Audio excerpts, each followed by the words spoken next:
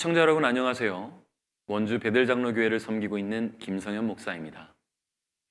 찬송과 찬양이 우리들에게 감동과 은혜로 다가올 수밖에 없었던 이유, 그리고 그 이야기, 찬양 있는 묵상 두 번째 시간입니다. 2022년 새해가 시작된 지 벌써 2주가 지나고 있습니다. 기대와 설렘 속에 세운 계획들이 작심삼일로 끝나지는 않을까 염려하곤 하는데요. 새로운 일을 계획하고 도전하는 새해가 되기를 바라면서 여러분과 나누고 싶은 찬양이 있습니다. 웨이메이커, 길을 만드시는 분이라는 찬양입니다. 이 찬양은 2016년 나이지리아의 CCM 싱어송라이터 시나치 사역자님께서 쓰신 곡입니다. 바로 이분입니다. 사역자님께서 이 곡을 쓰실 때 성령님께서 전 세계 가운데 유일한 분단 국가인 대한민국에 대한 마음을 주셔서 이 찬양을 만들게 되셨다고 합니다. 아무 연고도 없는 지구 반대편에 있는 나라를 위해 성령께서 주신 마음으로 기도하면서 만든 곡이라는 그 사실을 알게 되었을 때 하나님께서 우리 대한민국을 얼마나 사랑하시고 소중히 여기시는지를 더욱 깊이 느낄 수 있었습니다. 저는 지난해 말 이 찬양을 우연히 듣게 되었습니다.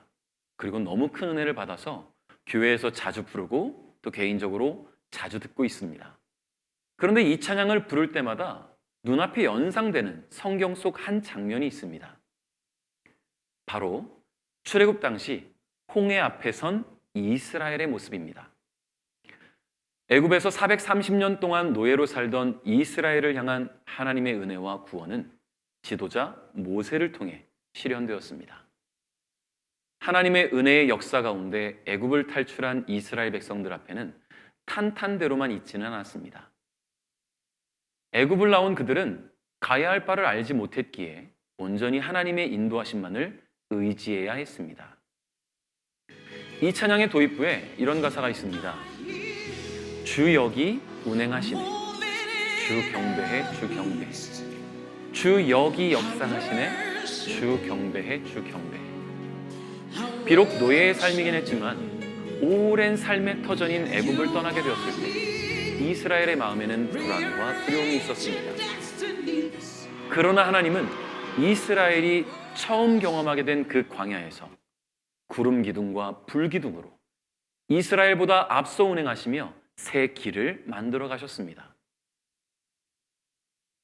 그러나 하나님이 인도하시는 길에도 장애물은 있었습니다. 행진하던 이스라엘의 앞에 거대한 홍해가 기다리고 있었는데요. 엎친 데 덮친 격으로 뒤에서는 이스라엘을 놓아준 것에 대한 후회와 분노에 가득 찬 애굽왕의 군대가 따라오고 있었습니다. 앞에는 거대한 바다가, 뒤에는 분노로 가득 찬 애굽 군대가. 호기롭게 애굽을 탈출한 이스라엘에게 위기가 찾아온 것입니다. 오도 가도 못하는 상황에 불평과 불만, 원성을 쏟아내는 이스라엘 앞에서 하나님의 종 모세는 이스라엘을 향한 하나님의 마음을 선포합니다. 출애굽기 14장 14절입니다. 여호와께서 너희를 위하여 싸우시리니 너희는 가만히 있을지니라. 가만히 있으라. 평안한 상황과 환경 속에서는 가만히 있으면 쉼이 되고 충전이 됩니다. 그런데 죽음의 기로에 놓이게 되었을 때 과연 가만히 있을 수 있는 사람이 몇이나 될까요? 어떻게 해서든 살기 위해 몸부림치고 살아나갈 방법을 찾아 헤맬 것입니다. 그러나 하나님은 모세를 통해 이스라엘에게 가만히 있으라 하십니다. 왜냐하면 하나님께서 그들을 위해 단 한 번도 경험해 본 적이 없는 새 길을 개척할 것이기 때문입니다. 이 찬양 후렴부에 이런 고백이 나옵니다. 새 길을 만드시는 분, 큰 기적을 행하시는 분, 그는 우리 하나님. 약속을 지키시는 분, 어둠 속을 밝히시는 빛, 그는 우리 하나님. 그렇습니다. 430년 동안의 노예 생활을 정리해 주신 분이 바로 하나님이십니다. 속박의 애굽에서 자유의 광야로 인도하시는 분이 하나님이시지요. 하나님의 계획과 섭리는 멈추지 않으셨고 여전히 진행 중이십니다. 오늘날 우리의 삶에 여전히 하나님의 계획과 섭리가 진행 중이십니다. 그러므로 우리가 해야 할 일은 가만히 주께서 나를 위해 일하시는 것을 기대하며 기다리는 것입니다.